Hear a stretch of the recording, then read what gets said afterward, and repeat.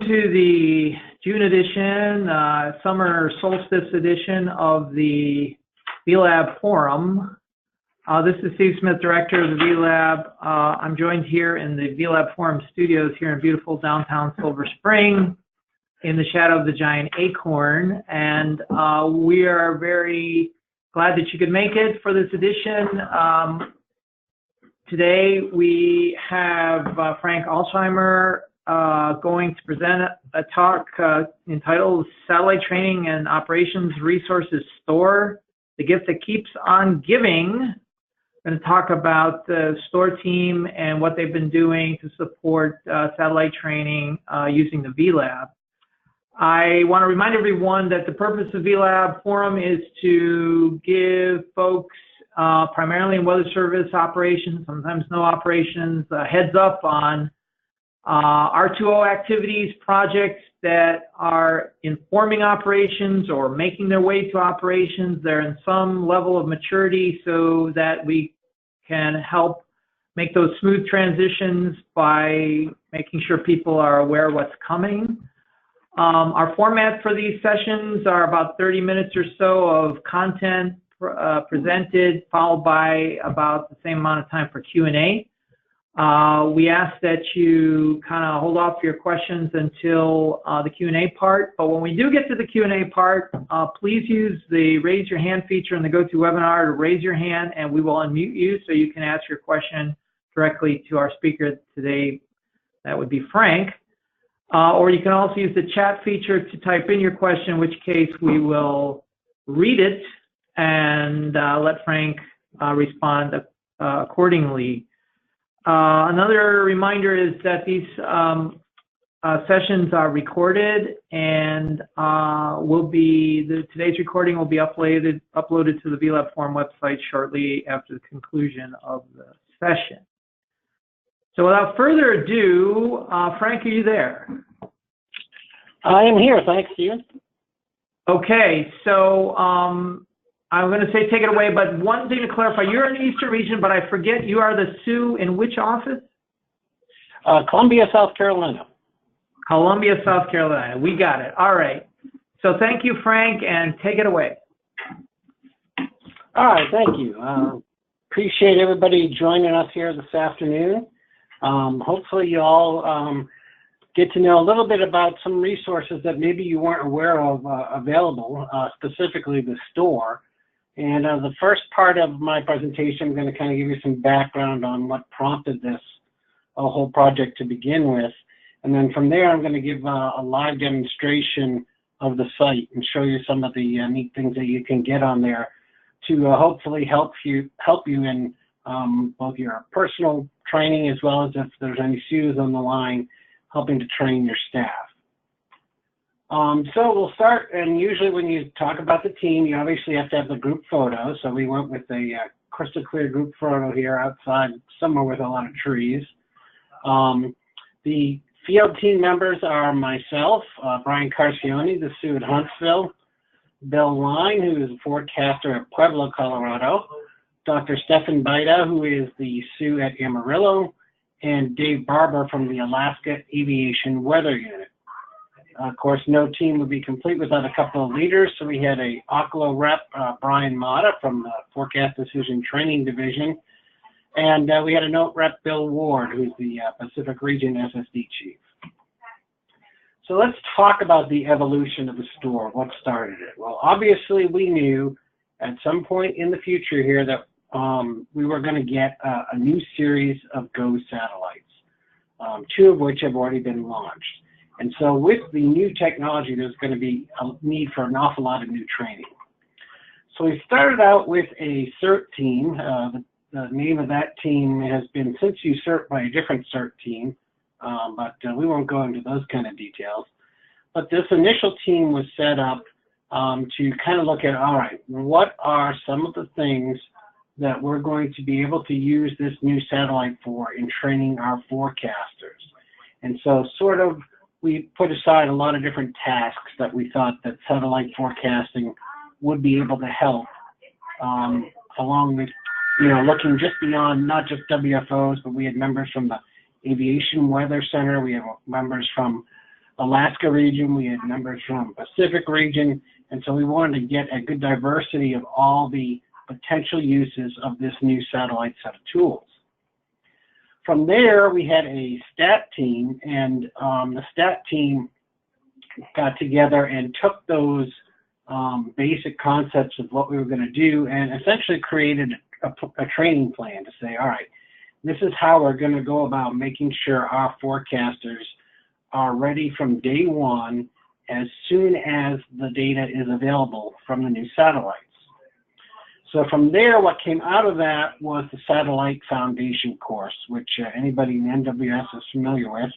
All forecasters had to walk through the Satellite Foundation course. It was an extensive course with about 20 hours of training on the CLC, talking about all the new things that the GOES in 16 and 17 and beyond were going to bring to the Weather Service. Now, we didn't want to leave it just as a training for that everybody would get remotely. So we had all the SUs from every office attend the GOES-R prep course, which was held in Kansas City at the training center in late 2016 and early 2017, and a way to get the SUs also up to date on what was going to be available for them to help train their staffs. As part of that course, one of the sections that we had was sort of an open discussion session on, all right, how do we move forward to make sure that everybody in their offices has access to data to help them train on this new satellite system? The SUs were pretty much universal in saying we need a one-stop shop for this type of information.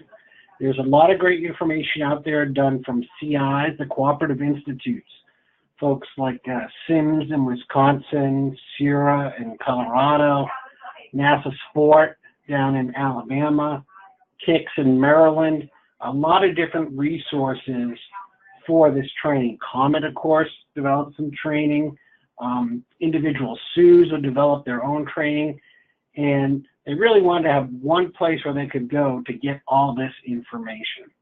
And so from the feedback we got from that course, we developed the STOR team, which developed the STOR site.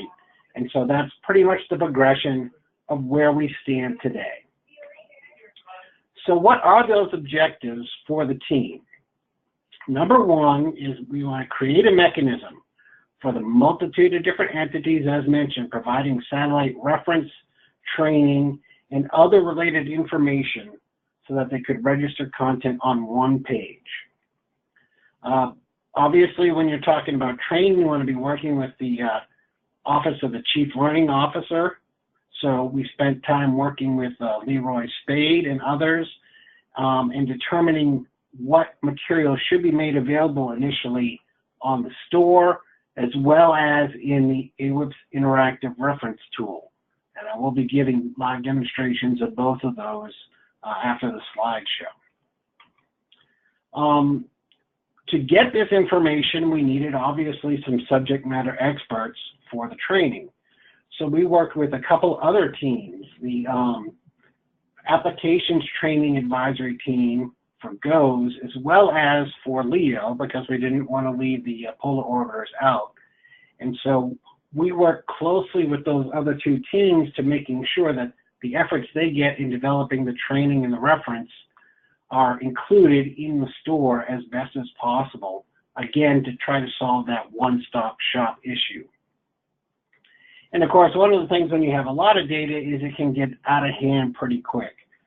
So one of the real goals of our team is to try to create a well-organized page so that users can access the material that they want with relative ease. And that's not quite as simple as it sounds. Of course, another thing we have to make sure is that the material is updated. We don't want training material from 3 satellites ago to be on there because it's not relevant to what we're doing now in the new era. And of course, if there's any official training that needs to be tracked, completions tracked, as soon as we need to track it, or if there's a national requirement, such as the GOES Foundational course, then it directs people to go to the Commerce Learning Center. so that the idea of the STOR is not a tracking mechanism, it is an accessibility mechanism for this training and reference material. Let's talk a little bit about the AWIPS interactive reference for those who aren't aware. It was something that was born out of a decision made at a satellite proving ground meeting back in 2015 that was held in Kansas City. And the initial concept for the year was developed at NASA Sport, and now it lives with MDL as part of the VLab. It gives the AWIPS users direct, quick access to reference material pertinent to the image that's on their screen. So let me give you kind of a look at this via screen capture here. This is how you would access the air directly on AWIPS. Is whenever you have a product up, and in this case, satellite product, because we're obviously talking satellite, there's always a legend associated with that satellite image. If you right-click and hold on that legend, you get this pop-up menu, and one of the items that's there for your selection is called Reference on Product. And that's how you get into the air on the AWIPS system itself. So it brings up a window in Firefox on your AWIPS, and here's an example of one of the printouts, and we'll show a couple other examples as I show live into an air presentation. Well, what's important here, which we have not had the access to in the past, is that this is right in the AWIPS workstation where the forecasters are working. So if they want a quick reference, it isn't meant to be a full training, but if they can kind of jog the memory from the full training they took from something else, this will remind them, hey, this is how I use this product properly. This is how I use it in the right context. And that's really what the air is there for. So when you get into more details, there's also an advanced view, which again I can show you, and it can show you, it does a relevance score to rank what's most important based on the keywords. And when you're accessing it directly from AWIPS, the keyword is actually the title of the legend. Now here's the page itself. This is separate from the air or the AWIPS. Of course, you can get to some of the information from there in AWIPS if you want, but this is really more meant to be on your PC when you're trying to do some more active searching for things. You can see it includes news features. It's got the product validation schedules on there. This one for Go 16. We don't have the one for Go 17 on there right now, and I'll explain that when we do the demonstration. It's got links to some of the blog posts and the blog sites that a lot of the weather enterprise is doing out there, such as the Hazardous Weather Test Bed and the different cooperative institutes. It's a really nice way to get some quick reference for how to use certain images. It's got quick guides and quick briefs. A quick guide is essentially a 2-page summary of what the product can do for you, including an example, as well as strengths and limitations of the product. A quick brief is roughly a 5-minute example showing one application of the product.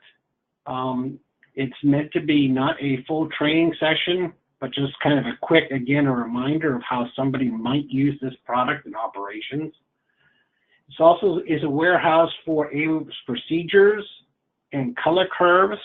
So far, the procedures and color curves that are in there are ones that have been developed by the stat teams, but eventually this will become open so that other folks who want to contribute to this will be able to do so, so it won't be limited to just the training team, but really anybody. We have sources of archive data on there. We've got the visit teletraining calendar, and we also have some important links to other things, such as the mesosector locations for the Go satellites, as well as a link to the satellite help desk. And again, when we get into the demonstration part, I'll show you that. So let's go to our live demo. Let me escape out here. You can all see my lovely GoToWebinar screen.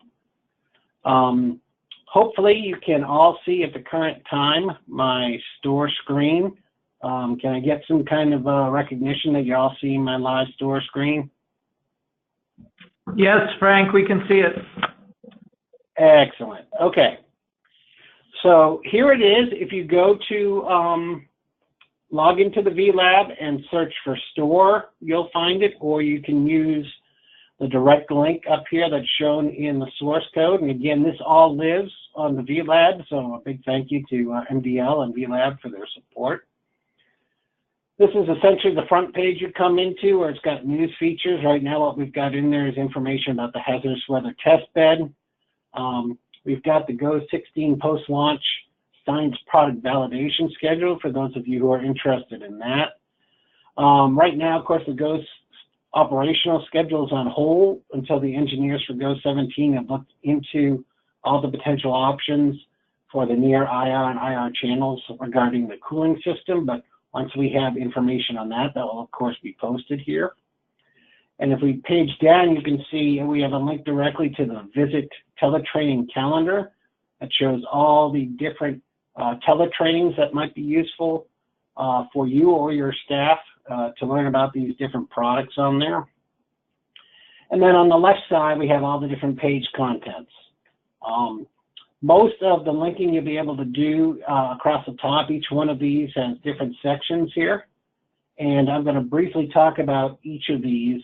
And then once I'm finished, I'll open it up for questions. Let's start with the quick training.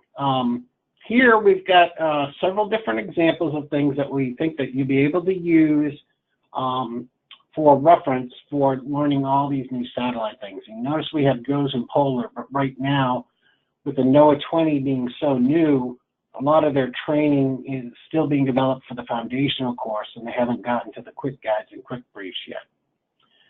So let's go to the GOES and take a look at an example quick guide. You can see on this page we have quick guides for a whole lot of things, and we have GLM quick guides that will be coming soon, but we look at each of the individual bands, the RGBs, the channel differences, and the baseline products. So let's just pull up a couple for an example. Here's an air mass RGB, probably one of the more well-known RGBs out there. And again, you can see it contains 2 pages of information. There's a quick example there, a description of why it's important, the recipe that's used to put it together. That's always very important when you're looking at RGBs, is to understand what components are in that RGB. A discussion on the primary applications and operations, as well as the potential limitations to the product. And then you have a larger image where different features in the image are picked out and described on the left side. So it's a really nice, quick look to say, all right, I'm looking at this product, I'm seeing a lot of different things. What is it that I'm really identifying when I see these different colors? And we have ones for every RGB that's out there right now, with the exception of the SO2 RGB, which is still being worked on.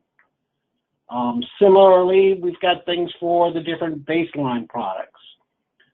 So let's take a look at the total precipitable water, which is a favorite of mine to look at.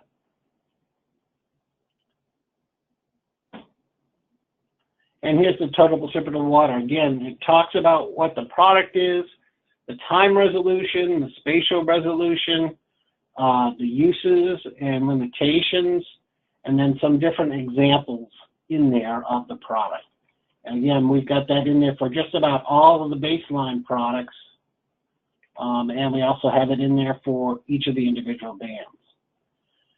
We also have some quick briefs. These, again, are the 5-minute or so briefings that obviously it's going to contain a little bit more information, but they're not as long as a full training module, so they're quicker to get through. Some of these are small enough where we can host them directly on the VLab, so not only is there a link to have it play, but there's also a download version if you want to download the MP4 file and keep it on your own for future use, so you don't have to be logged into the VLab. Some of the other ones are larger, however. They're too large currently to be on the VLab, so we just have links out to them to the site that is actually hosting that particular video. More and more of these will be developed with time, and as they're developed, you'll see obviously the hyperlinks will light up.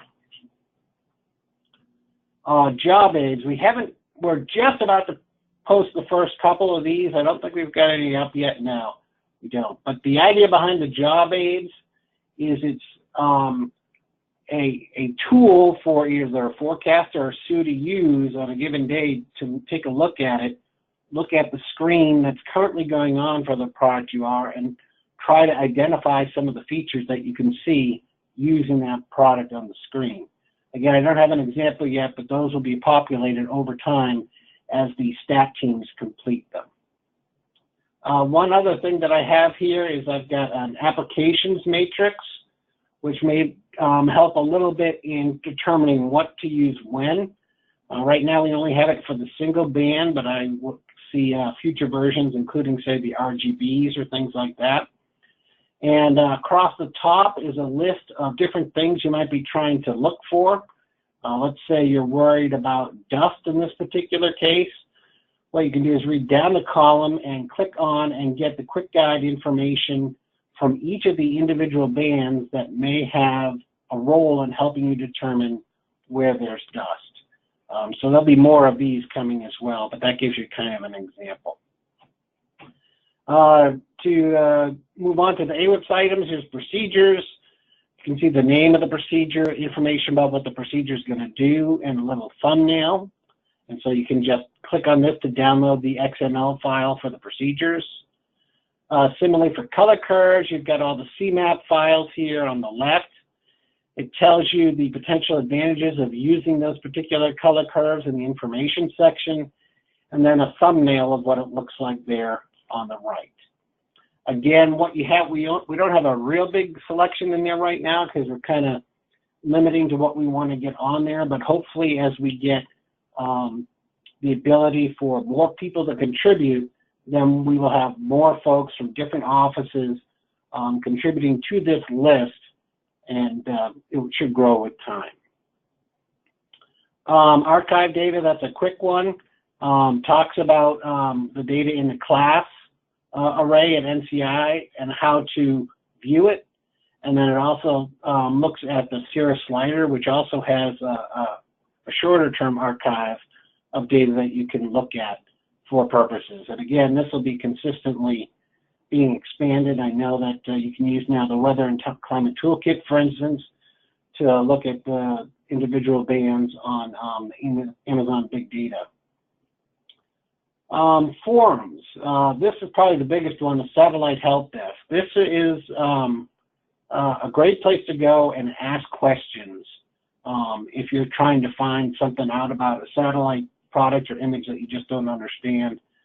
This is a great place to go and say, all right, I'm going to post my question, and then in whatever time it takes, you get folks from OCLO, folks from CIRA who are experts on there. They'll do the best to answer that in a timely fashion. Go back. Another thing that we have a link to here is the current mesoscale locations. So I can click here and look at what the plans are here for the next roughly 24, 48, I think it's up to 60 hours now, of where requested mesosectors may be. So we've got 2 mesosectors here this afternoon, one down looking at the tropical rainfall in Texas, and another one in the Atlantic corridor. Then later that moves back around to the, quote, default positions in the eastern U.S., which cover the aviation corridors of importance from Boston down to Charlotte and Atlanta to Chicago. And then there'll be similar positions for GO 17 out west. All right, and the last thing I'll show, then we'll keep questions, is that we have a lot of different operational aids here. One of them is a list of upcoming webinars. And so we can click on the GO 16 applications webinars. Got all kinds of interesting things going on here. And so you can see when upcoming webinars are planned. Another thing we've got here is a list of a lot of the different blog sites as mentioned that have some very good information given problem of the day using satellite. We also have some of the posts broken up by topic. So let's say that you are interested in a topic on using GOES-R for severe. Here's some of the topics up there now, and we can take a look at an event from April 9th of last year, showing some of the information and showing some loops. And it's another good way to get a quick look at other people who are using the satellite information. We do have some additional lists that we haven't populated yet because we're waiting from some wording from the note onto how to properly vet things that are sent. But the idea behind this is to actually eventually add some local case studies that everybody in the field could contribute in a bunch of different categories. Similarly, we've got a forum section that will eventually be working with so that people can share ideas with each other. In the quick training, something we haven't populated yet, but we also hope to get from the field are these different simple training plans so that people can share with each other how they're training their staff on satellite information. All right, let me switch back very briefly to the slideshow here, and let me go to the last slide and talk about where we're going forward. We still have some work to do, so we want to continue to populate the STOR and the air with updated reference from the GOES and LEO stat teams. We want to get more information from the field so that it's not just coming from the SMEs, but also from the field and how they're using it for training. So we want color curves, procedures, case studies, training plans, all these things that I mentioned. We want to be adding some information into the FAQ and manuscript sections that we have kind of blocked off but don't have a ton of information yet. Our team is expected to end at the end of 2018, at which time the STOR will transition from our team to be an OCLO-centered project for their ownership and maintenance. So that is the eventual vision of where this will go. And that is my slide presentation and my demonstration. And so I guess time would be now to open it up for any questions or thoughts about this resource moving forward. Okay, thanks very much, Frank. That was an excellent overview. I've seen this before, but it continues to mature and fill in content. It's just a very, very impressive site. So at this point, it is the Q&A part of the hour. So if you have questions for Frank, please raise your hand in the GoToWebinar and we'll unmute you. Or you can type in a question in the chat window and we can relay that question. Well, I'll start out, Frank. So, so you mentioned that you're going to be transitioning this to the OCLO for maintenance. But I mean, up until now, it's been your team. So I mean, how much effort or time is involved? You've been working on this since its inception. Is it 20% of your time, 50% of your time? Just curious about that. Yeah, no, I would say it's more like somewhere between 5 and 10% of my time. We have a form that we have that I put together so that the process of getting anything on here is that the folks will go fill out the form, and we have a STOR account on the Google infrastructure, and so they'll fill out the form and it'll all automatically go to a spreadsheet, and anybody on the team can go to the spreadsheet, just grab the information. Uploading it to the STOR is a fairly quick process. Getting it into the web content, really a lot of the work with that is when you make the initial page. After that, then it's just a matter of expanding your tables and information that might be involved. There is the extra step for the air of getting it through the content resource management system. So that takes a little bit more, and that's one of the reasons why not everything on the store is currently on the air.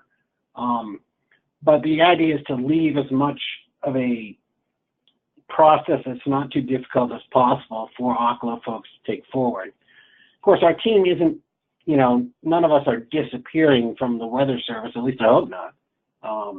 And so we will still be there to aid the transition as is needed. If the note decides that, because the note is the one that chartered this team, if there needs to be some additional time spent transitioning this, then I don't think anybody on the team has an objection with that, but we want to make sure that we stay within the charter that was set out. Okay, great. Follow-up is, like, how do you currently, you and the team, assess, what parts of the community or the site are best received by your users? I mean, do you have any way of getting feedback, like word of mouth or emails, or do you have a formal mechanism, or are you tracking any of this in Google Analytics to see what's being used most?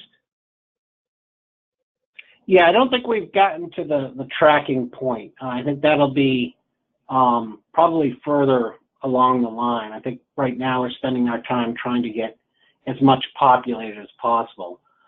We do have, as shown on the screen here, if anybody has questions, they can just send it to that store@noaa.gov. So that's one way I get information. Another way is because, everybody is aware of who's on the team team members will get direct questions themselves on, how to get that, if they understand something or don't.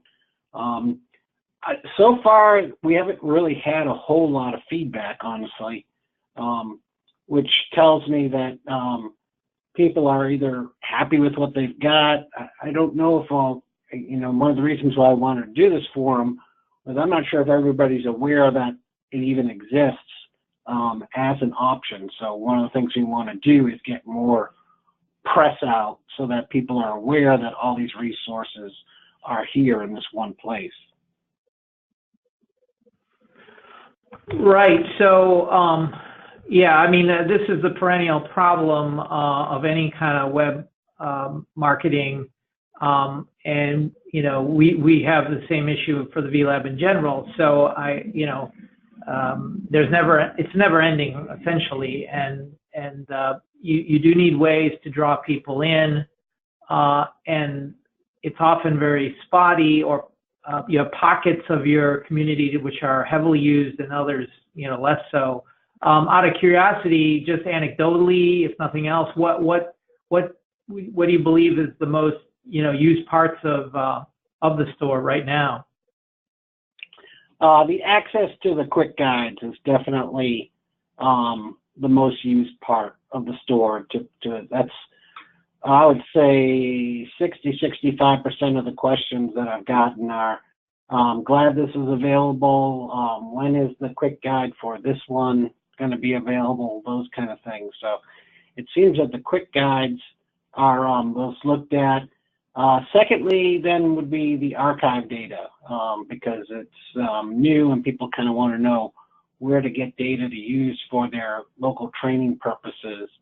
And so the archive data, especially now, I think that it's available on the Amazon service through the Weather and Climate Toolkit, I think has gotten more attention. So if I had to say that there are two things that have gotten the most attention to date, it's those. My hunch is that there'll be more looking at the current mesoscale sector type of things as more people. Right now, the process is kind of multi-tiered to actually get a mesoscale sector request in. If at some point it graduates so that every office has the ability to do that, I think that will be looked at quite significantly and quite regularly as well. Yeah, actually, now that you mention it, I've looked at this, and so this mesoscale sector thing is shown here, and I think it's somewhere else, maybe the tower.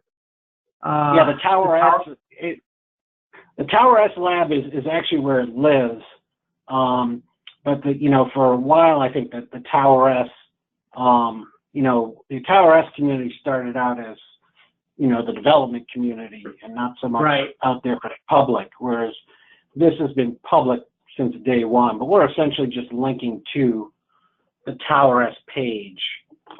Right. As it's another place to go. Yeah, and that page is accessed a lot. I know from our Google, our general VLab Google Analytics. That's one of the most accessed things in the entire VLab because it's used in a operational sense. So there's a lot of eyes on that. Yeah, very good. It is, like I say, it is kind of a never-ending thing to market what you've got, and people are drawn in for a variety of reasons. How about the air? I mean, how, in your estimation, how is that, working out in weather service operations, the best you can tell? From what I can tell, there's a heavy dose of personal preference when it comes to the air. Some people really like the ability, for instance, in our case, to pull up the quick guide and have it on there right next to the image that they're looking at. Others, real estate on the workstation space is at a premium sometimes, and they would prefer to look at it through other sources on a PC that they have or something like that, and then look back and forth between the two. So I think some people like it that way. Some people really don't care for it that way or don't really use it in that respect. So I think it's nice that the users have both of those options. But, just like anything, I don't think there's ever one solution that's great for everybody. So those you've garnered from your own, observations there in Columbia, how people are, looking at things, or is it you've seen it in other offices? Yeah, I'm talking to mostly other SUs and other folks that are there. So it's certainly, there's nothing what I would call a formal something that has a p-value of 0.05 or something like that. But it's something that I'm trying, a lot of the effort, I got to be honest right now, has been getting to spin it up. And when we had the change to the life ray system, then I had to do some retooling of things to get it back to where it was before. So right now, a lot of the time and effort has been getting the content on there and not so much looking into the analytics or the use of it. And that's certainly something we need to do going forward. Sure. Got perfectly understandable. Just a reminder, folks, if you have a question, to use the raise your hand feature or use the chat function, we can relay that question. Yeah. Can I ask a quick question? Yeah, go ahead, John. Sure. So I can confirm that your site is one of the more visited sites. I just recently responded to somebody and gave them the top 5, and you were, the STOR site was one of the top 5 most visited sites of the VLab. So that's good news. I also felt, just in looking at some of the sites, that it's one of the more attractive presentations. Can you tell us about how you went about, were there any guiding principles that you used to sort of lay out the content, or are you just naturally a good web page developer? Yeah, well, I mean, first of all, to give credit to the VLab, they've got some nice tools that help out with that. Yeah, we use a lot of the principles that you do for a presentation. Say if you're giving in front of a presentation, you want to make sure that certain things stand out. If there's something you want people to draw attention to, you might use a different font or different color, underline things, and have them in, I think tables really give a nice order to things rather than text all over the place. I think it's a little easier looking at things in table format than others. So I think that there's certainly some basic things you pick up when you spent 25 years creating presentations, and especially, in the last 10 to 15 years, a lot more DSS briefings, feedback you get from those types of things. It is certainly good to hear that it is a more visited site, and I think that more people are understanding that it's out there, which is helpful. But I do appreciate the feedback, and certainly one of the points to either people who are on the phone or if they're listening to it later in a recorded version is please do not hesitate to send an email to that store@noaa.gov with any thoughts on improvements, additional information, things that you really like that should be replicated on other parts of the site. Please let us know, because that's really how we get to be able to present the best product we can, is to get that feedback from everyone. All right, thanks. Along those lines, a bit further, Frank. So, since you're qualify as a power user at this point of VLab, how do you find the evolution in your own usage, that it took you a long time to become proficient at it, and but once you got to some point, it was, you were sort of asymptoting and you're very proficient, or are you, it's a never-ending task to learn new things? I guess the DXP migration was probably, as you already alluded to, you had to do some fixing when that happened. So I'm just curious, as your experience as somebody who has done quite a bit in the VLab, what your experience has been, and reflecting on its use as a tool, I guess, for what you're trying to do. I guess I'll go back to a few years ago when I first saw the VLab, when I was working with the Tower S group. At first, I thought there was a pretty steep learning curve. I think that learning curve, though, has improved. I think there's more information available for trying to create things in here than there was initially when I first saw it. I think that the directions on how to get things going, I think, have gradually improved from the VLab over time as well. And I've gotten to the point where I'm pretty comfortable with navigating around, of course, this side of the VLab, the collaboration side, not so much the Redmine and stuff. But I think that, everything has a bit of a steep learning curve. But, if you really want to make something work for you, you can't let that dissuade you from taking that initial step, just like any kind of technology. And I think that having invested the initial time, I think that's made it work for me and for the team to produce something that we're at least reasonably confident is meeting the needs of those who are using it. So I would say that there is an initial learning curve, but there's an initial learning curve with a lot of things. And I think once you get over that initial learning curve, it's a really significant tool, and something I wish had been around for 20 years of my career instead of 5 or 6. Well, it's really great to hear.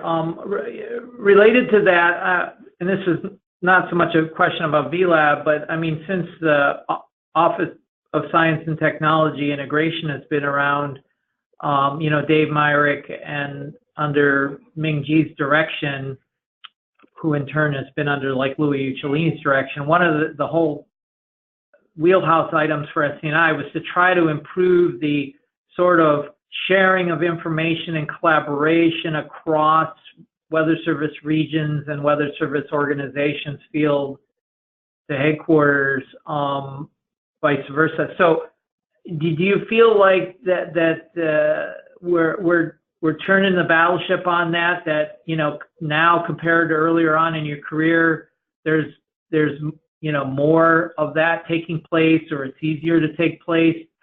Just curious your thoughts on that. I'd say that necessity is the mother of invention, and that we have to go in that direction because, as I'm sure everybody knows, staffing is tighter and tighter, and we're asked to do more. So being able to collaborate and use things that other people have developed for your personal resources rather than having to you know, reinvent the wheel, as the old cliche says, I think is very important. I think we're going in that direction. I think the calls that you have, like every May, for instance, where everybody's kind of sharing what they're doing on the VLab, is very helpful in getting that out and kind of showing some of the different things that you can do within the VLab for those sharing purposes, because a lot of people have different visions. But I think that if you have several different examples of how that's done, like what occurs on those May calls, that feeds more of that type of innovation among the different folks. And, you know, honestly, folks like Jason and Ken and John there, they've been very helpful in getting me over the humps that I run into, and having that there, I think, is also very important. So I think that the staff that you've established there over the past couple of years, and the attention they give to us developers within the VLab, has been very beneficial to me, certainly. And when I hit a roadblock, if you will, they're there to help me get past that roadblock, so I can continue to do what I want the VLab to do for me. Well, again, thanks for those kind words and that feedback. It's really good to hear. I know that the support team does try to do their best in being responsive, and you know, and to all the users' needs, and that does, I believe, distinguish what we do from other types of services that are available. So that's really good to hear, Frank. We're just checking to see, do we get any other questions through the chat, John? Anything? Nope, doesn't look like it. Okay. Well, I think we can certainly close this out. Frank, I again really appreciate you taking the time and the effort over these years to advance this cause. And it's really an outstanding example, I think, of what we can do with the right tools, and certainly the right people who are committed to, you know, doing something of high quality that'll benefit the agency. So, you know, kudos to you and the STOR team. You know, I really think this is great, and anyone who sees this will recognize it instantly as a really great resource that they should share and take advantage of. So thank you. Yes, thank you, and I'm glad you mentioned the team, because I'm the one talking, but we wouldn't be here without every one of those team members helping out. Yep. So we will we'll wrap up this one. I'll remind folks that John will upload the recording, and share that, and you can those on the who did attend can share that.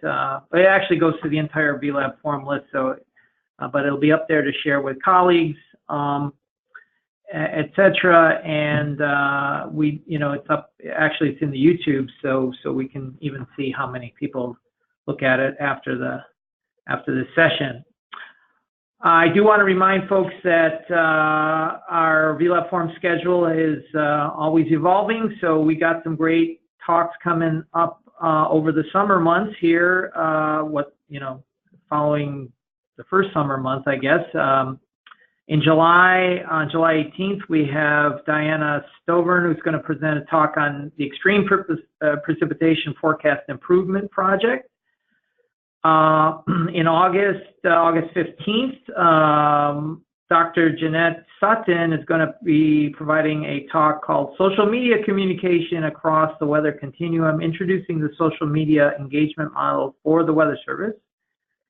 And then also kind of in the IDSS vein, coming up in September 19th after Labor Day there, we have baseline measures of reception, comprehension, and response to severe weather warnings and forecasts presented by Dr. Joseph Ripberger.